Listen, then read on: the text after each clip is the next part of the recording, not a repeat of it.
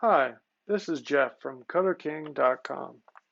We've recently announced partnership with Rough Beans to offer freshly roasted exclusive Kodo King coffee.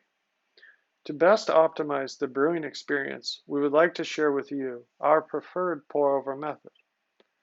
As you can see in the video, there are only a few simple items required to brew this method. First thing you'll need is a Chemex-style pour-over carafe. You'll also need paper or metal reusable filter.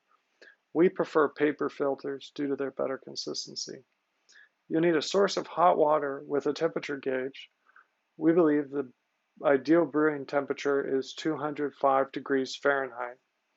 You'll need a scale and a timer.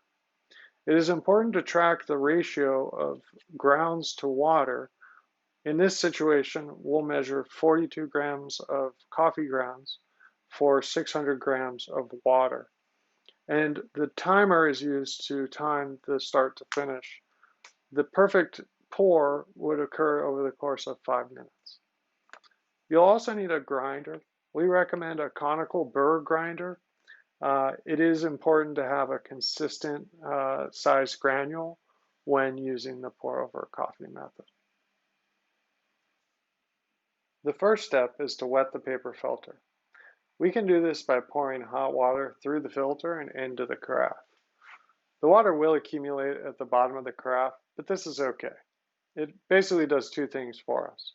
It will preheat the carafe, which is good, and it will give us a source of hot water to pour into our coffee cups to preheat them as well. The second step, arguably one of the more important steps in this entire process, is what's called the pre-soak.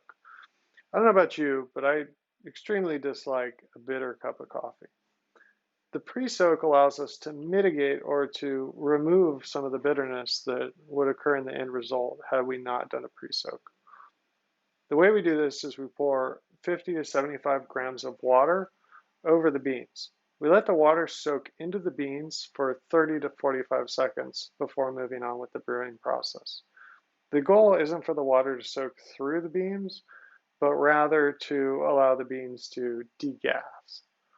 Once the beans have finished degassing, based on the amount of time we would like to give, we go ahead and move on to the next step. As we begin the brew, I like to start slowly. Typically, I'll pour about 150 grams over the beans and let that water soak through. As the water pool becomes less visible, I'll begin to add 75, maybe 100 grams of water at a time. This allows for 4, maybe 5 major pourings through the process. And if I can keep them evenly spaced about 45 seconds apart, I can typically track towards my 5-minute target pretty closely. Keeping in mind that we want this to not really exceed 5 minutes or to come short of 5 minutes. But don't be frustrated if you're unable to make this happen your first try. Believe me, it's taken many years of practice to get this down. And even I made a couple of these videos. I think the first one was 4.5 minutes. And then this one was even over 5 minutes. I think it was 5 minutes and 26 seconds. So don't be too hard on yourself. It does take a bit of practice. We'll skip ahead for the sake of time. We begin to see the coffee kind of slowing and it's dripping through. You can't really see too well, but the top basket's getting pretty dry at this point. And it looks like we're coming into the end here, 5 minutes, 26 seconds, which is a bit over, right? So practice makes perfect. I do want to give you all a warm thank you. We do appreciate your support in the Kodo King business.